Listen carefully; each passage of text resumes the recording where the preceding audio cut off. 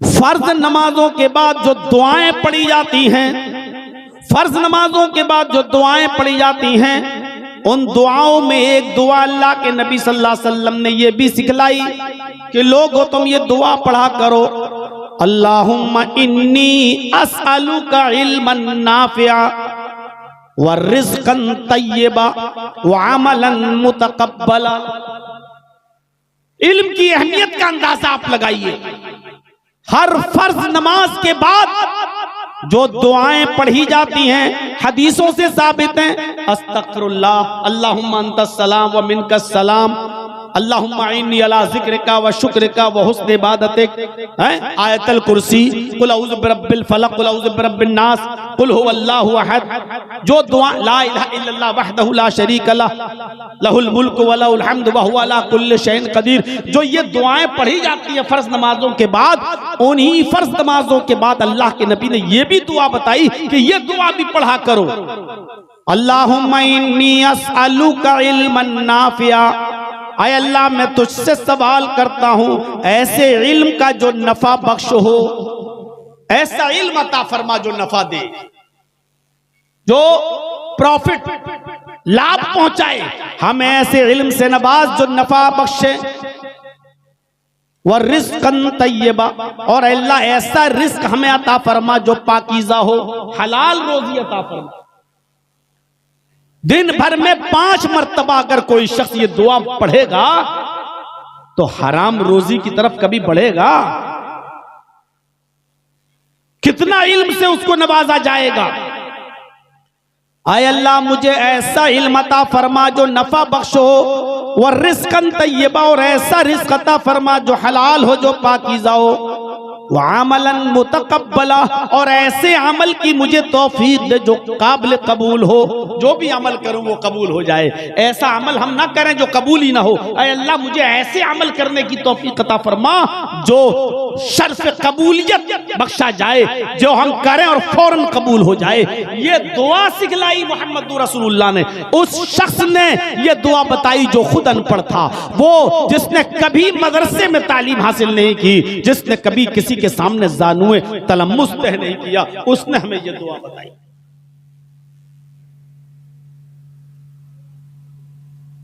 और एक इल्म से उसने बचाया भी।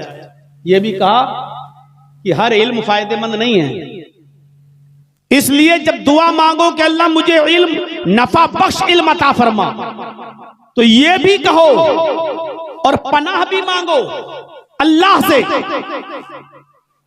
अल्लाहुम्मा इन्नी अऊज़ु बिका मिन इल्मिन ला यनफ़उ, अल्लाह मुझे ऐसा इल्म मत अता फरमा, मैं पनाह चाहता हूं तेरी ऐसे इल्म से जो नफा बख्श न हो, जो फायदेमंद न हो।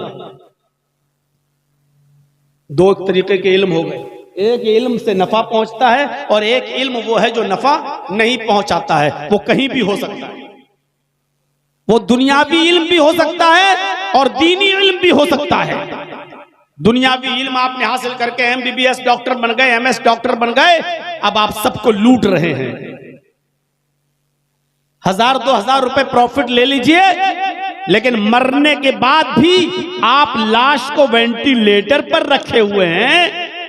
अब वो वेंटिलेटर से उसका पेट फूला है, धक धक हो रहा है, रिश्तेदार समझ रहा है कि मेरा मरीज जिंदा है, हालांकि वो वेंटिलेटर की ऑक्सीजन से धड़क रहा है, हालांकि वो मर चुका है। लेकिन ये डॉक्टर बता नहीं रहा मरीज को कि तुम्हारा, उसके मालिक को, कि तुम्हारा मरीज मर गया। अब वो रोजाना 1 दिन 2 दिन 3 दिन 40,000 50,000 का बिल बनाकर तीसरे दिन कह रहा है कि साहब आपका मरीज मर गया, सॉरी मैं बचा नहीं पाया, और 3 दिन का 1.5 लाख रुपया उससे वसूल कर रहा है, जबकि उस डॉक्टर को मालूम था कि ये 3 दिन पहले मर चुका है। ये इल्म चाहे दुनियावी हो लेकिन गैर नफा बख्श है। और कुरान और हदीस का इल्म हासिल करने के बाद भी अगर गैर नफा बख्श हो, ना आप उससे फायदा उठाएं ना कोई दूसरा उससे फायदा उठाए, तो ये भी गैर नफा बख्श इल्म है, इसलिए फरमाया ये दुआ मांगा करो कि अल्लाह मुझे ऐसे इल्म से नजात अता फरमा जो नफा बख्श न हो। अल्लाह के रसूल सल्लल्लाहु अलैहि वसल्लम ने कभी सदका नहीं खाया।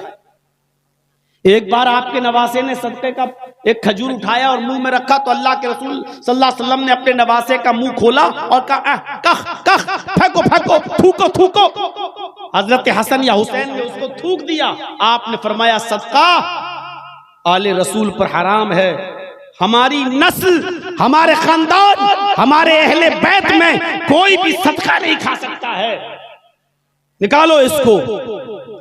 और सदका हर उस शख्स के लिए हराम करार दे दिया जो गैर जरूरतमंद हो, जिसको जरूरत नहीं। क्या आज बड़े बड़े मौलवी सदका नहीं खा रहे हैं?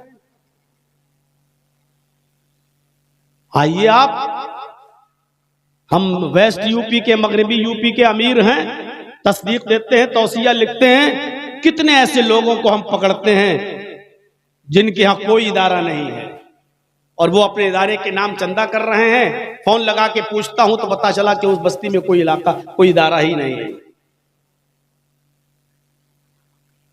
मेरे भाइयों, इल्म चाहे दीनी हो, अगर वो नुकसान पहुंचाने के लिए आप या गलत इस्तेमाल कर रहे हैं तो वो चीज गलत है। और किसी ने पूछा था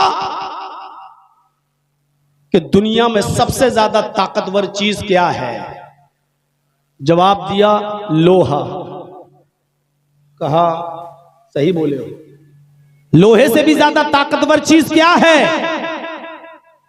जवाब दिया आग, जो लोहे को पिघला देती है। हाँ ठीक है। का आग से भी ज्यादा ताकतवर भी कोई चीज है? जवाब दिया हाँ, पानी, जो आग को भी बुझा देती है। अच्छा, पानी से भी ज्यादा ताकतवर कोई चीज है? तो जवाब दिया हाँ, इंसान, जो पानी भी पी जाता है। कहा इंसान से भी ज्यादा ताकतवर कोई चीज है?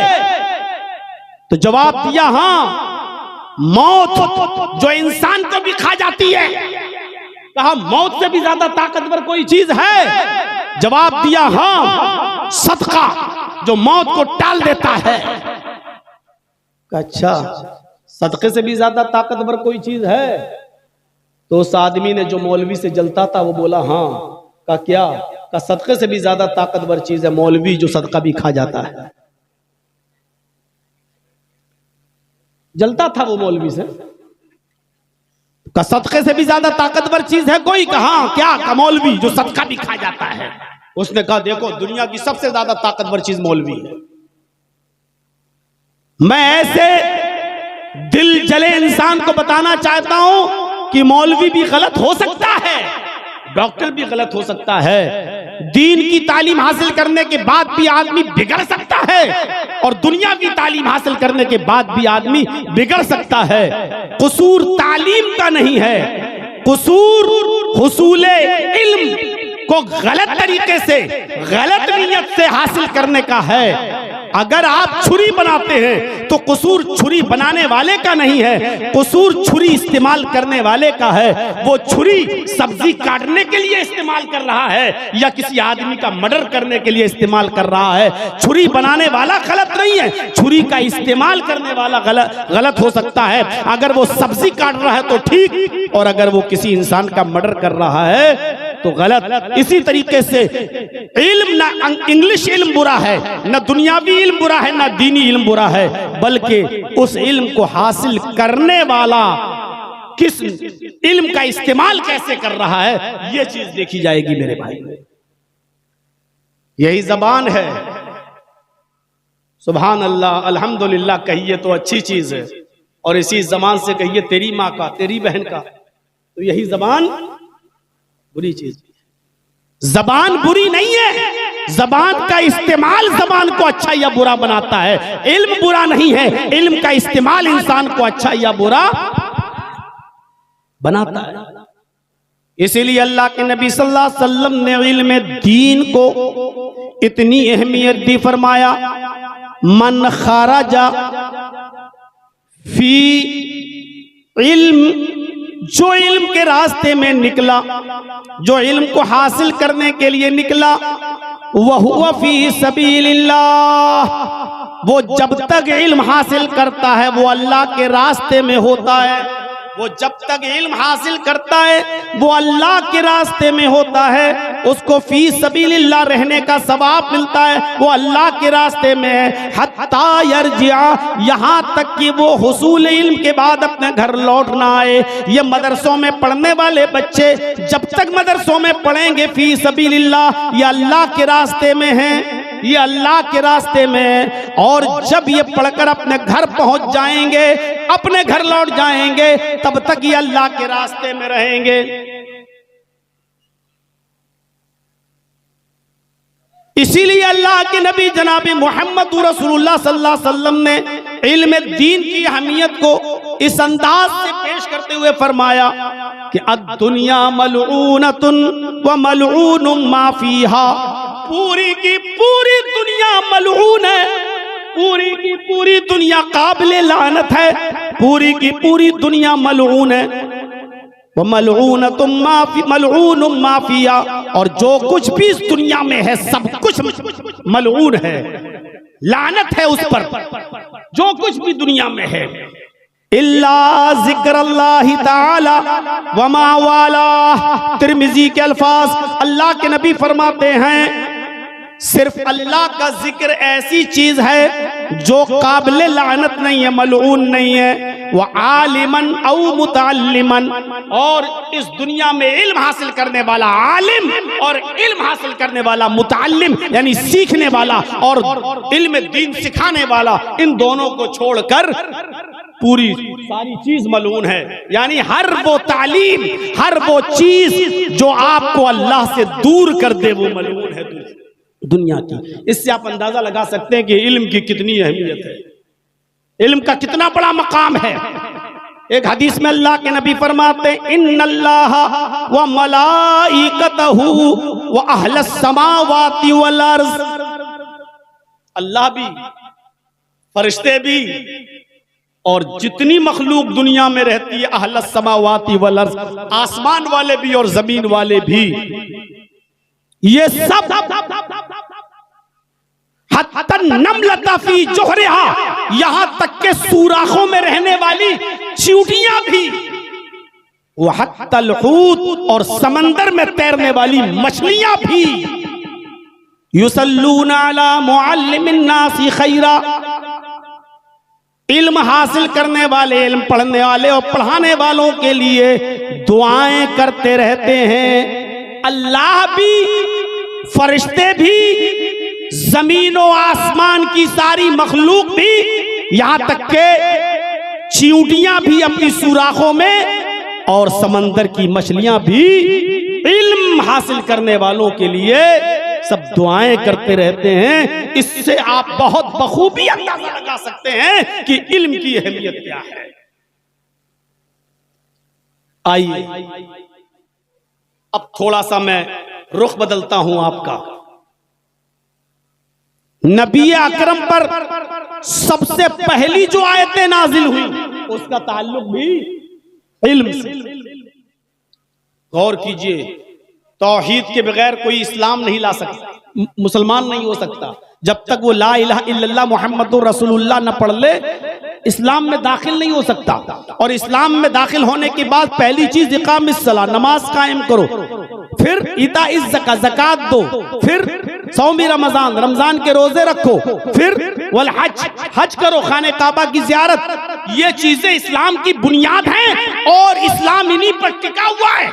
लेकिन मुहम्मदुर रसूलुल्लाह गारे हिरा में मौजूद है, वो गारे हिरा जहां आज भी लोगों को जाने में उसकी ऊंचाई देखते हैं नीचे से तो वहां तक पहुंचने में डर लगता है। अल्लाह के नबी उस गारे हिरा में हैं, रात के अंधेरे में, अभी नबी नहीं बने, उस गारे हिरा में जिब्राइल आते हैं और आकर कहते हैं इक़रा या मोहम्मद, आए मोहम्मद पढ़ो, आए मोहम्मद पढ़ो। आपने कहा माना बिकारी में पढ़ना नहीं जानता, क्या पढ़ूं, मैं तो पढ़ना ही नहीं जानता। जिब्राइल ने पकड़ा, खींचा और दबाया, जोर से छोड़ दिया और कहा इक़रा या मोहम्मद, आए मोहम्मद पढ़ो। बुखारी किताब बदिल वही पढ़िए। आपने कहा माना बिकारी में पढ़ना नहीं जानता, फिर छोड़ दिया, दबाया, फिर छोड़ दिया, और फिर कहा तीसरी बार इकरा या मोहम्मद, आए मोहम्मद पढ़ो। आपने कहा मैं पढ़ा हुआ नहीं हूं। फिर पकड़ा, फिर दबाया, इतनी जोर से दबाया कि अल्लाह के नबी फरमाते लक़द खशीतु अला नफ्सी, मुझे ऐसा लगा कि कहीं मेरी जान न चली जाए। फिर छोड़ दिया, और छोड़ने के बाद कहा इक़रा बिस्मि रब्बिकल लज़ी खलक़, खलक़ल इंसान मिन अलक़, इक़रा व रब्बुकल अकरमुल लज़ी अल्लम बिल कलम, अल्लमल इंसान मा लम यअलम। पढ़ो उस रब के नाम से जिसने पैदा किया, जिसने इंसान को जमे हुए खून से पैदा किया। इक़रा व रब्बुकल अकरमुल लज़ी अल्लम बिल कलम, पढ़ो, पढ़ते जाओ, तुम्हारा रब बड़ा करम वाला है, जिसने इंसान को कलम के जरिए इल्म सिखलाया, जिसने इंसान को कलम के जरिए इल्म सिखलाया। मेरे भाइयों, गौर कीजिए कुरान की आयतों पर। इस्लाम जिन 5 चीजों पर टिका हुआ है, उन 5 चीजों में से कोई चीज सबसे पहले नाजिल नहीं हो रही है। सबसे पहले अगर कुरान की आयतें नाजिल हो रही हैं तो उन आयतों का ताल्लुक इल्म से। पूरी दुनिया शस्त्र है, बड़े बड़े, मैं गैर मुस्लिमों के स्टेज पर जा चुका हूं, मैं क्रिश्चियन लोगों के स्टेज पर भी गया हूं। बॉम्बे के अंदर सांता क्रूज में एक चर्च है ईसाइयों का। बॉम्बे में प्रोग्राम के मौके पर गया, उन लोगों को मालूम हुआ कि यहां जर्जी साहब आए हैं, तो उन लोगों ने अपने चर्च में भी मुझे दावत दी। और अफसोस मेरे भाइयों, गौर कीजिए आप कि मुझसे पहले जो क्रिश्चियन पादरी बोल रहा था, स्पीच दे रहा था, उसने भी यही बयान किया उस चर्च के अंदर कि इल्म सबसे ज्यादा इस्लाम पेश करता है। यहां तक कि कुरान की पहली आयतें इल्म से भरी हुई हैं, और ये वो नबी मोहम्मद पेश कर रहा है जो खुद पढ़ा लिखा नहीं है। ये बयान एक ईसाई पादरी के मुंह से मैंने उस चर्च के अंदर सुना है। गौर कीजिए आप, ये इस्लाम की बुनियादी तालीम है जो नमाज का हुक्म नहीं दे रही है, रोजे का हुक्म नहीं दे रही है, ज़कात की तालीम नहीं दे रही है, हज के बारे में नहीं बता रही है, जन्नत जहन्नम के बारे में नहीं बता रही है, पड़ोसियों के हुकूक, गैर मुस्लिमों के हुकूक, जानवरों के हुकूक पर चर्चा नहीं कर रही है। सबसे पहले हुक्म दे रही है कि पढ़ो, पढ़ो, इल्म हासिल करो। मेरे भाइयों, गैर मुस्लिम सबसे ज्यादा कुरान की इस आयत को पसंद करते हैं और वो अपनी तकरीरों में, अपनी स्पीच में पेश करते हैं। हजरत अभी तक आपका हुआ नहीं है, इनसे कह रहा हूं, अभी तक हुआ नहीं है आपका। बहुत लेफ्ट डाउन करते हो आप, थोड़ा थोड़ा नीचे कर लो भाई, पीछे भी लोग बैठे हैं, नीचे करो चैनल को, तो मीनार नहीं है, नीचे करो, पीछे भी लोग बैठे हुए हैं। तो ये इल्म है। वो चाहता तो सबसे पहले ला इलाहा इल्लल्लाह की दावत दे सकता था, वो चाहता तो नमाज का हुक्म दे सकता था, लेकिन कुरान की पहली आयतें जो गारे हिरा में नाजिल हो रही हैं, वो क्या कह रही हैं? पढ़ो। और क्या कह रही हैं? उस रब के नाम से पढ़ो जिसने पैदा किया है। सब जानते थे कि दुनिया किसने पैदा की, अरब के जाहिल भी जानते थे ये दुनिया बनाने वाला कौन है।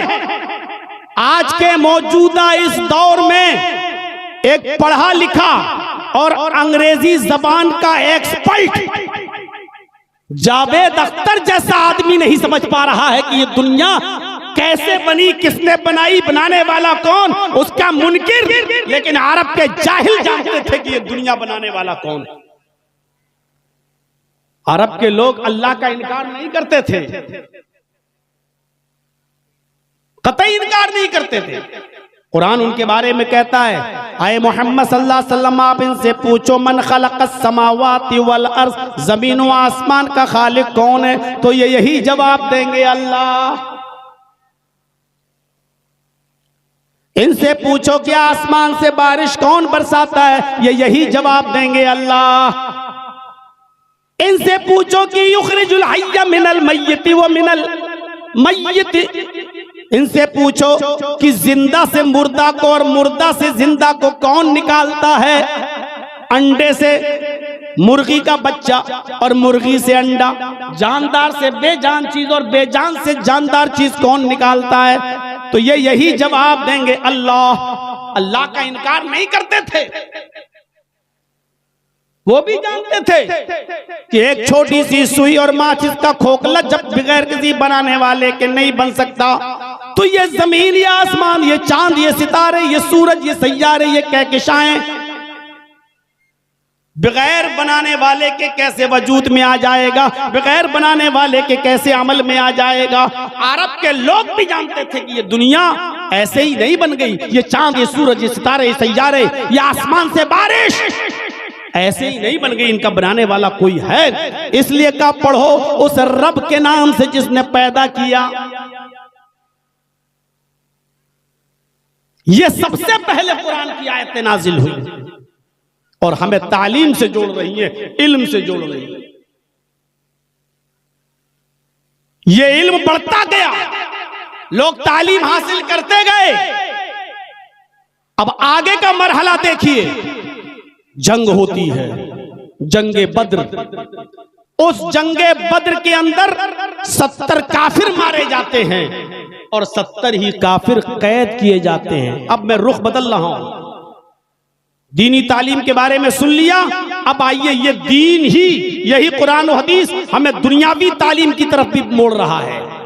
इसलिए ये कहना कि सिर्फ दीनी तालीम ही का हुक्म है कुरान में, ये गलत है। ये कहना कि सिर्फ इस्लामी तालीम का हुक्म है कुरान और हदीस में, ये गलत है। मेरे भाइयों, आज भी मैं ऐसे बहुत से मदरसों को जानता हूं, पूरा हिंदुस्तान घूमता हूं, बहुत से मदरसों को जानता हूं जहां इंग्लिश पढ़ाई जाती है, ना कुरान और हदीस के अलावा कोई चीज नहीं पढ़ाई जाती है, ना हिंदी है, ना वहां इंग्लिश है, ना मैथ है, कुछ नहीं है वहां, सिर्फ अरबी किताबें, उसका तर्जमा, यही पढ़ाया जाता है। पूछा गया आप सिलेबस चेंज क्यों नहीं करते, तो कहा नहीं, दुनियावी तालीम से हमें क्या मतलब, ये बच्चे पढ़ लिख कर फिर दुनिया की तरफ जाएंगे तो दीन की खिदमत नहीं करेंगे। मेरे भाइयों, उन मदरसों से जब बच्चे पढ़कर निकलते हैं और स्टेशन पर जब उनको रिजर्वेशन कराना होता है तो रिजर्वेशन फार्म नहीं भर पाते हैं वो लोग, वो बच्चे अपना फार्म दूसरों को दे देते। 8 साल और 10 साल मदरसे में पढ़ने के बाद भी रिजर्वेशन फार्म नहीं भर पाते। लोग उनको जाहिल समझते हैं कि मदरसे में पढ़ने वाले बच्चे जाहिल हैं।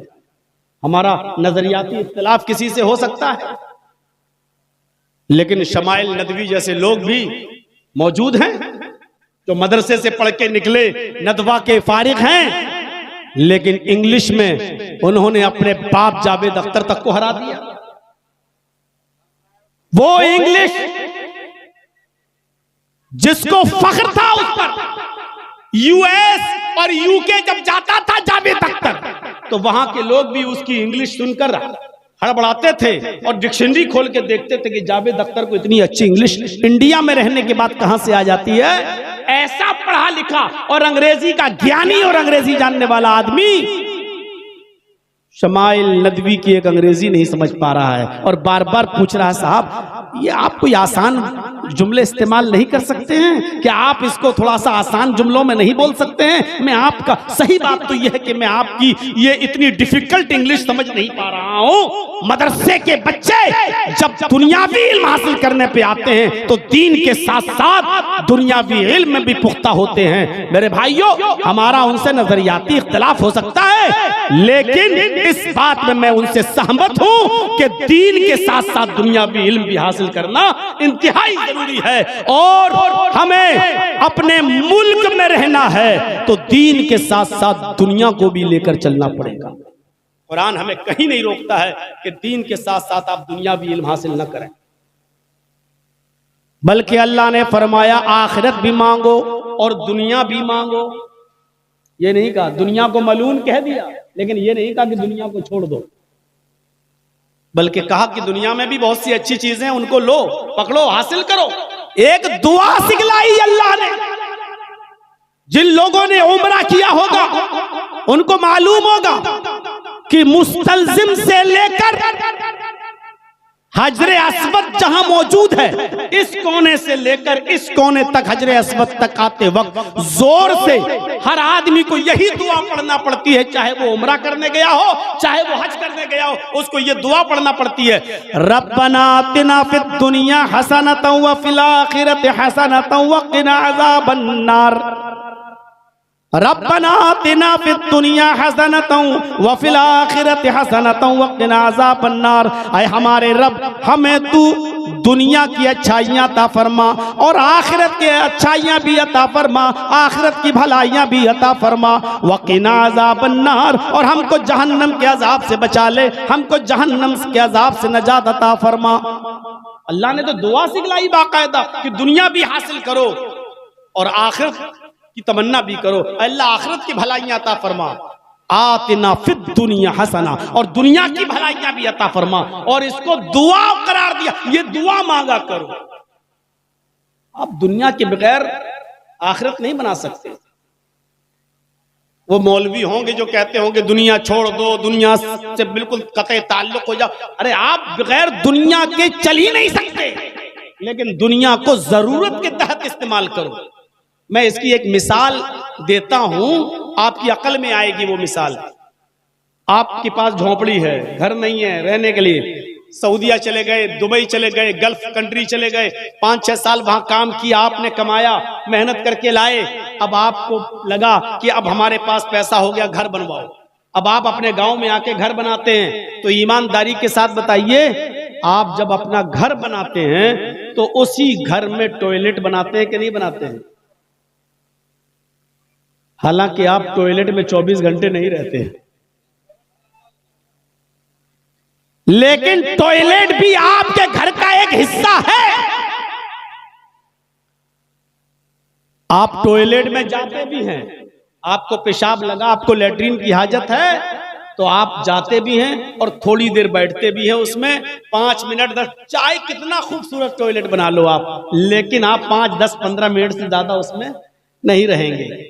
आप उसमें खुशबू भी लगा लो, सब कुछ लगा लो, लेकिन आप उस टॉयलेट में 5, 10, 15 मिनट से ज्यादा आप नहीं रहेंगे। फिर आपको निकलना है, क्या टॉयलेट को घर से बाहर निकाल दोगे? नहीं निकालोगे। क्यों? क्योंकि वो आपकी जिंदगी का एक हिस्सा, आपके घर का एक हिस्सा है।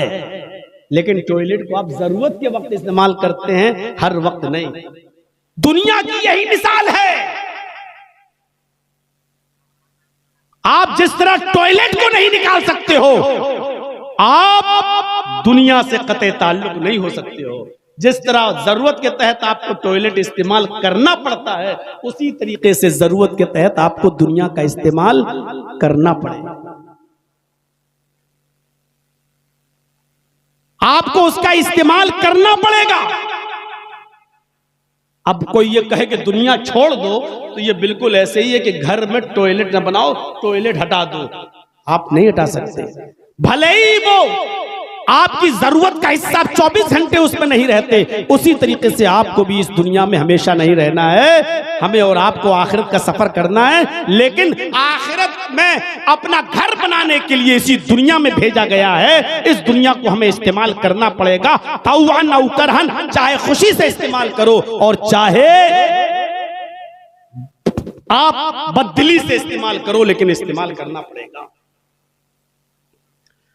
मेरे भाइयों सुनिए, ये दुआ सिखलाई अल्लाह तबारक व तआला ने हुसूल दुनिया की, कि दुनिया में जो अच्छाइयां उनको हासिल करो। व अशहदु अन्ना मुहम्मदन अब्दुहु व रसूलुहु।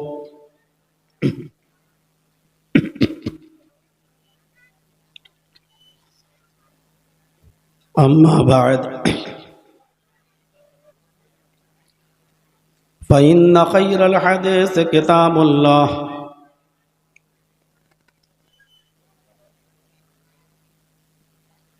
व खैरल हदी हदी मुहम्मदिन सल्लल्लाहु अलैहि वसल्लम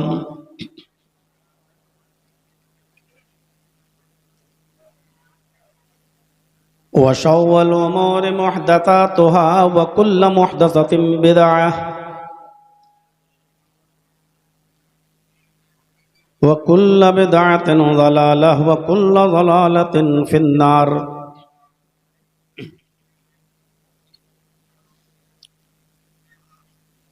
अऊज़ु बिल्लाहि मिनश शैतानिर रजीम। बिस्मिल्लाहिर रहमानिर रहीम।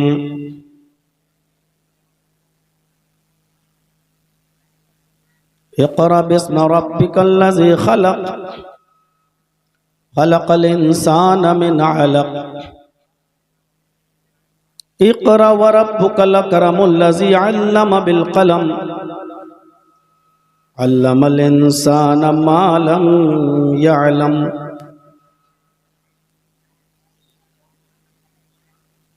वक़ाल अन्नबिय्यु सल्लल्लाहु अलैहि वसल्लम खैरुकुम मन तअल्लमल क़ुरआन व अल्लमह। रब्बिश्रह ली सदरी व यस्सिर ली अमरी वहलुल उक़दतम मिन लिसानी यफ़क़हू क़ौली।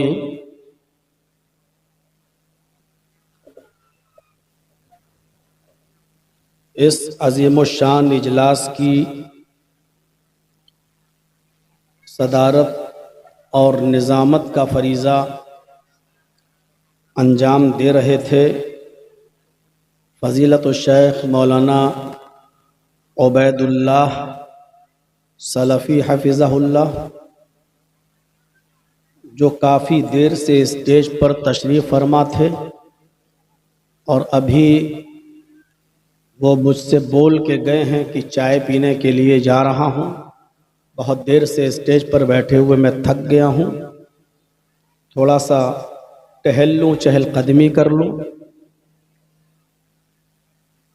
और उनके अलावा स्टेज पर बैठे हुए हमारे मुअज़्ज़ज़ मुअक्कर उलमाए किराम, बिलखुसूस इस इजलास के रूह रवां जावेद साहब, जो इस वक्त मौलाना अबुल कलाम सलफ़ी हफ़िज़हुल्लाह को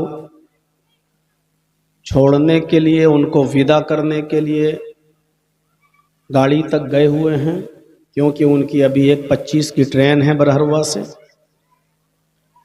और कमल के इर्द गिर्द से तशरीफ़ लाए हुए हमारे मुअज़्ज़ज़ सामीन हज़रात, पर्दा नशीन इस्लामी ख़वातीन, माँ और बहनों, कौम व मिल्लत के लायकबर नौजवानों, अज़ीज़ बच्चों, तकरीबन 9 बजे मैं यहाँ पहुँचा और अपने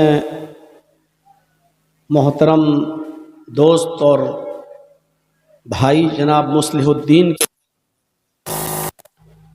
और इस इलाके में जब भी मैं आता हूँ तो मैं उन्हीं के घर में ठहरता हूँ, रुकता हूँ।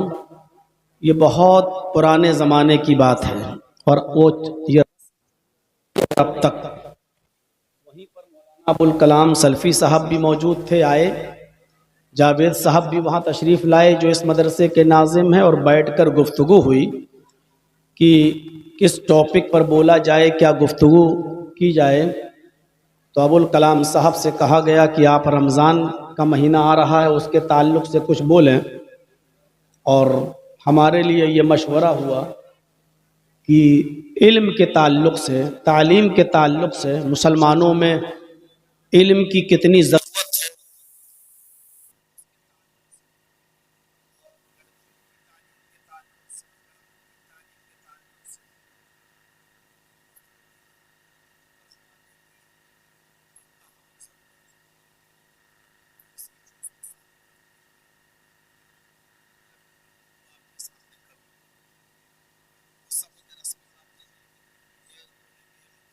आप सुनेंगे। ना मैं 4 घंटा बोल सकता हूँ और ना 4 घंटा आप बैठ सकते हैं, आपको तो सिर्फ बैठना है। और हमेशा याद रखिए कि लंबी तकरीरें कभी फ़ायदेमंद नहीं होती हैं। नबी अकरम जनाब मोहम्मद रसूलुल्लाह सल्लल्लाहु अलैहि वसल्लम ने अपनी पूरी ज़िंदगी में सबसे लंबा अगर कोई खुतबा दिया है, सबसे लंबा, सबसे बड़ा कोई खुतबा दिया है, तो उस खुतबे को हम कह सकते हैं खुतबे हज्जतुल विदा। जो आपने अरफात के मैदान में दिया था। आपने अपनी ऊँटनी कस्बा पर कजावा कसवाया और उसी ऊँटनी पर बैठकर आपने वो खुतबा दिया था। उस वक्त सुनने वालों की तादाद थी 1,44,000 या 1,24,000। कोई माइक नहीं था, चैनल नहीं थे, इलेक्ट्रॉनिक और प्रिंट मीडिया नहीं थी। वो खुतबा आपने दिया था बगैर माइक के, बगैर मीडिया के सामने आए हुए, और वो खुतबा आज तक पढ़ा जाता है, सुना जाता है, सुनाया जाता है, और अल्लाह ताला ने नबी अकरम के उस खुतबे को पूरी दुनिया तक पहुंचा भी दिया। दिलों में खुलूस हो, लिल्लाहियत हो और दीन की खिदमत का जज्बा हो तो मीडिया और इलेक्ट्रॉनिक प्रिंट चैनल इन सब के बगैर भी आवाज़ बहुत आसानी के साथ कहीं तक पहुंचाई जा सकती है। वो सबसे लंबा खुतबा था, लेकिन वो खुतबा भी 15 मिनट से ज़्यादा का नहीं था। इस्लाम खुतबों से, इस्लाम लंबी चौड़ी तकरीरों से नहीं फैला। इस्लाम फैला है आला किरदार से, इस्लाम फैला है आला अखलाक से, इस्लाम फैला है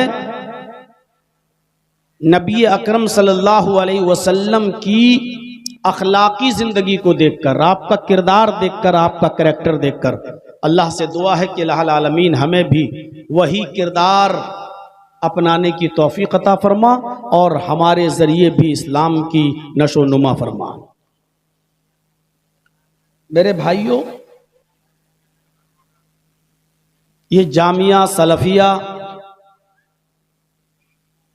की मातहती में ये प्रोग्राम जो आपका यहाँ रखा गया है और एक अच्छा इदारा बन चुका है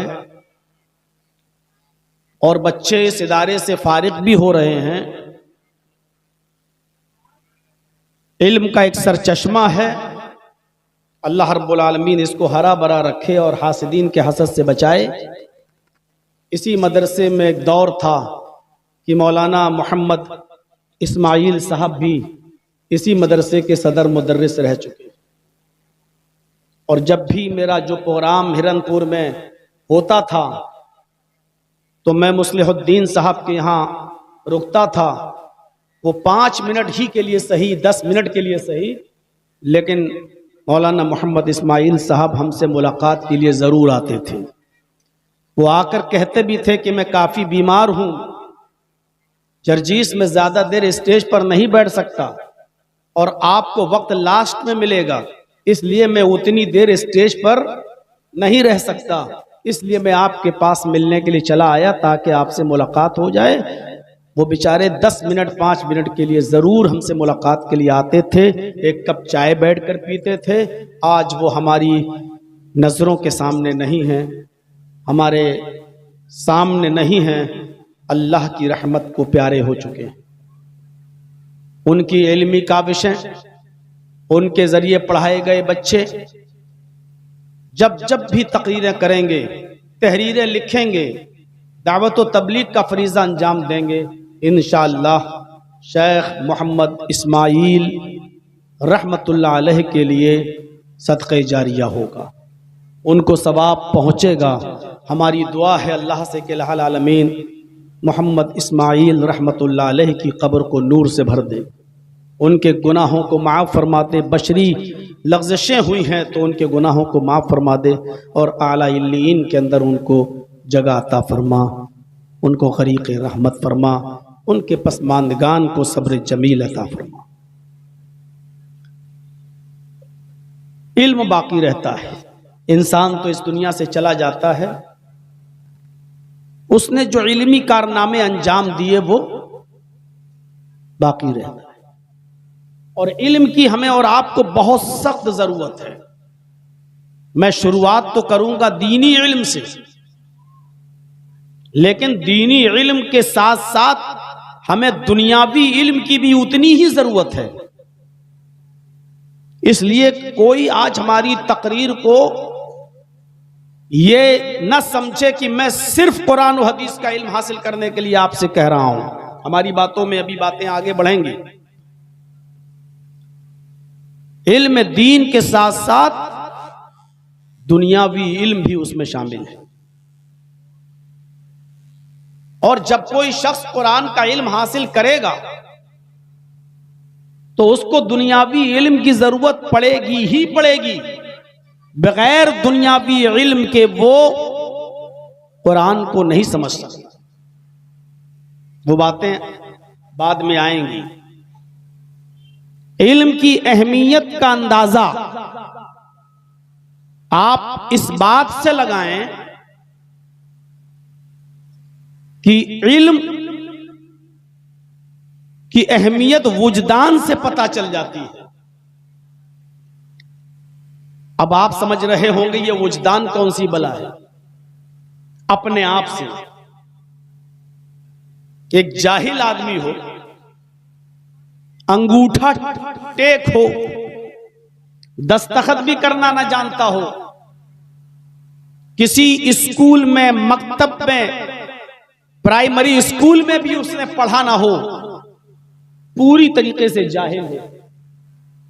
लेकिन अगर आप उस अनपढ़ से, उस जाहिल से भी अगर आप ये कह दें कि तू बहुत बड़ा जाहिल है, अबे कितना बड़ा जाहिल है, तो देखिए अभी आपे से बाहर हो जाएगा, गुस्से से आंख बगोला हो जाएगा, टूट पड़ेगा आपके ऊपर, मुझे जाहिल कैसे कहा। और फिर वो अपनी असली की हालत पे आ जाएगा, अबे तू जाहिल, तेरा बाप जाहिल, तेरा खानदान जाहिल, मुझे जाहिल कहता है। इससे आप अंदाजा लगा सकते हैं कि एक जाहिल को भी अपनी निस्बत जहालत की तरफ एक्सेप्ट नहीं है, मंजूर नहीं। एक जाहिल भी ये गवारा नहीं करता कि उसको कोई जाहिल कहे। लेकिन उसी जाहिल से अगर आप ये कहें कि माशाअल्लाह आप तो काफी पढ़े लिखे लग रहे हैं, क्या बात करते हैं, आपकी बातों में इल्म टपकता है, आप तो बहुत पढ़े लिखे लगते हैं, माशाअल्लाह आपका लहजा, आपके बात करने का अंदाज बड़े से बड़े पढ़े लिखे को फेल कर देता है, आप तो बहुत पढ़े लिखे लगते हैं। आपको गले लगा लेगा, घर पे रोटी खिलाने का दिल होगा तो पराठा खिलाएगा आपको, क्योंकि आपने उसकी तारीफ कर दी है। अब आपको चाय नहीं पिलाएगा, कॉफी पिलाएगा। भले ही वो जानता है कि मैं अनपढ़ हूं, जाहिल हूं, लेकिन आपने उसकी निस्बत इल्म से जोड़ दी है। आपने उसको अच्छा पढ़ा लिखा कह दिया कि आप तो बहुत पढ़े लिखे लगते हैं। आप अंदाजा लगा लीजिए, इल्म की अहमियत का अंदाजा वुजदान से लगता, अपने आप से लग सकता है। जाहिल को भी जाहिल कहना गवारा नहीं है, सुनना गवारा नहीं। वो भी चाहता है कि लोग मुझे बहुत बड़ा आलिम समझें या मुझे पढ़ा लिखा समझें, वो भी यही तसव्वुर करता है। तो इल्म की अहमियत ये है। अल्लाह ताला ने दुनिया में हर इंसान को दिमाग देकर भेजा है। जो पैदा होता बच्चा वो भी दिमाग लेकर आता है, सबके पास दिमाग है। लेकिन ये दिमाग तन्हा काफी नहीं है। जैसे हर बच्चा जो पैदा होता है उसके पास आंखें भी होती हैं, आपके पास भी आंखें हैं, हमारे पास भी आंखें हैं। अब सवाल किया जाए किसी से कि आंखों का काम क्या है, आंखें क्या करती हैं, तो आप कहेंगे आंखों का काम देखने का है।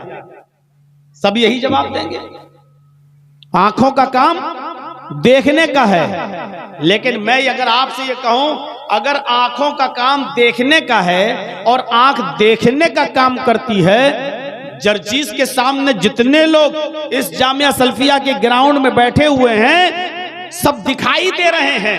थोड़ी देर के लिए जनरेटर बंद कर दिया जाए, लाइटें बंद कर दी जाएं, ट्यूबलाइट ऑफ कर दी जाएं और बिल्कुल अंधेरा कर दिया जाए, तो ना आप मुझे देख पाएंगे ना मैं आपको देख पाऊंगा।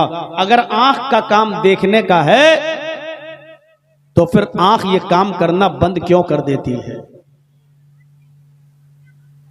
भाई आंख तो देखने का काम करती है, लेकिन लाइट बंद कर दी जाए तो ना आप हमें नजर आएंगे ना मैं आपको नजर आऊंगा। तो इसका मतलब ये हुआ आंख देखने का काम तो करती है, लेकिन इस आंख को भी खारिजी रोशनी की, आउटसाइड से भी एक रोशनी की जरूरत है।